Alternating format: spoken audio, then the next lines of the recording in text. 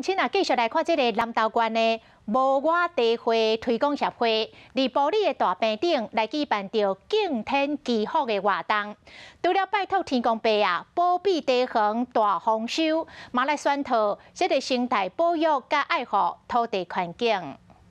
为了复兴传统民俗，南投县国际文物地花推广协会伫埔里镇一个生态有机田园办一场祭拜地神的典礼。敬天、敬地、敬茶主，感谢他们，就是让我们茶叶丰收。田园的主人讲，因为做有机红茶栽培，这个生态嘛慢慢恢复。